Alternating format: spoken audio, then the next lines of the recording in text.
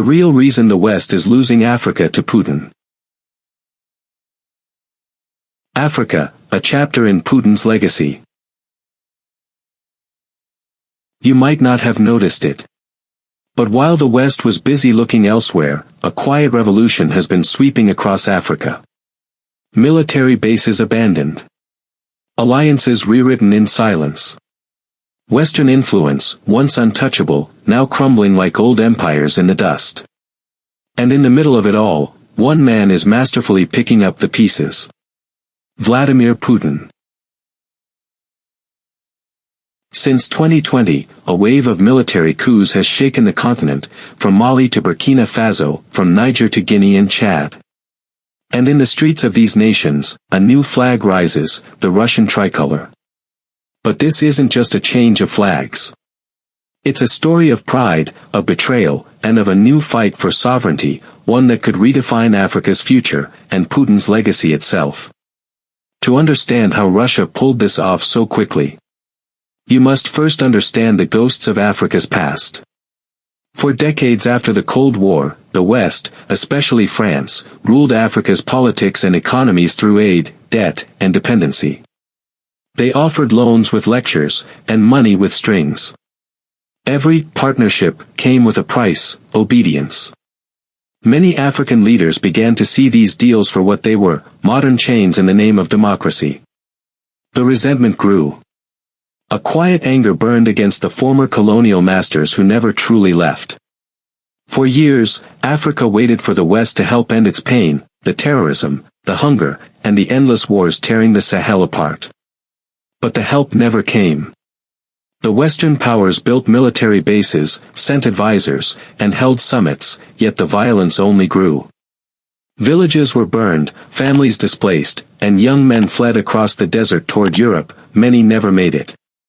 The armies of Mali, Niger, and Burkina Faso remained weak, poorly equipped, and dependent. Billions were spent in the name of counterterrorism, but the killers kept multiplying. It became clear that the West didn't want to end the terror, it wanted to manage it, to keep Africa bleeding slowly, controlled by fear and poverty. And the people began to see through the illusion. They started asking, if the West truly wanted peace, why is there still war everywhere it goes? And then Russia arrived. Moscow came not as a preacher, but as a partner. It didn't demand reforms. It didn't warn about corruption. Instead, it spoke of sovereignty. Russia reminded Africa of the Soviet days, when Moscow helped liberation movements against Western colonialism. And now, decades later, it returned, not with aid, but with respect. A friend, not a master. A partner, not a tutor. Across the continent, this message landed on fertile ground. Africa was hungry, not for charity, but for dignity. Putin's African strategy isn't improvised, it's a three-part playbook. Military muscle. Information warfare. Economic leverage. First, the military. You've heard of the Wagner Group. After its leader Prigozhin's death, Wagner didn't die, it evolved. Now rebranded as the Africa Corps, a direct extension of the Russian Ministry of Defense. Their offer is brutally simple. We'll keep you in power. You'll give us access and influence. In Mali and the Central African Republic, Russian fighters protect ruling juntas and battle insurgents. In return, Russia gains new trade, new nuclear power projects, strategic footholds. This model was so effective, it birthed a new alliance, the Alliance of Sahel states, uniting Mali, Niger, and Burkina Faso. They announced their exit from ECOWAS, breaking free from decades of Western military control. It was a historic rupture, a declaration that Africa's heart was no longer loyal to Paris or Washington. It was looking north, to Moscow. When Russia entered the Sahel, something extraordinary happened. The Western powers, France and the United States, packed up and left. Not in glory, but in quiet retreat. They did not want a direct conflict with Russia, because losing to Moscow on African soil would be a humiliation the West could never explain. A cheap defeat, televised by history itself. So they left, and in their absence, the chains of the Sahel loosened. For the first time in decades, nations like Mali, Niger, and Burkina Faso felt the wind of freedom on their faces, not the command of foreign generals. It was more than a military shift, it was the symbolic end of Western domination in the heart of Africa. But Russia's army wasn't alone. It was backed by something far more powerful, information. Across social media, radio, and local news, Russian narratives flooded the continent. They told Africans, the West exploits you. Russia respects you. It was a great move and clever storytelling. Moscow built a new image, that of a protector of sovereignty, a champion of anti-colonialism. And millions believed it. In countries tired of empty Western promises, Putin's voice began to sound like truth. The third pillar was economic. Russia didn't come to flood Africa with investment like China, it came to remove weaknesses. Food. Energy. Weapons. By becoming Africa's key wheat supplier, Moscow positioned itself as a guarantor of survival.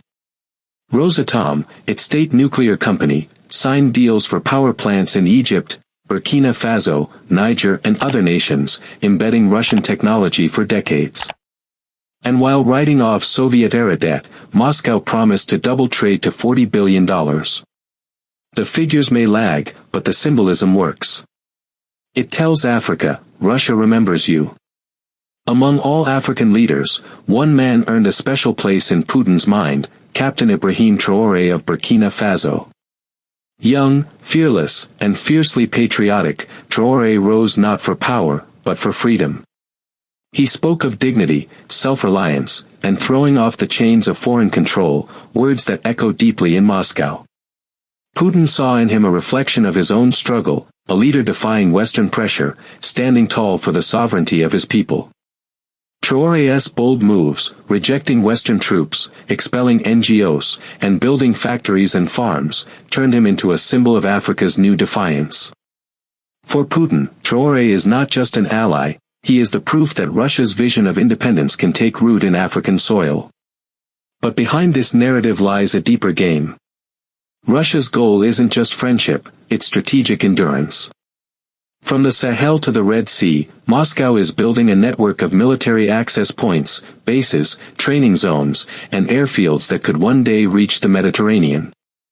Every agreement, every training mission, every photo op builds toward a singular vision. To make Russia's return to Africa irreversible.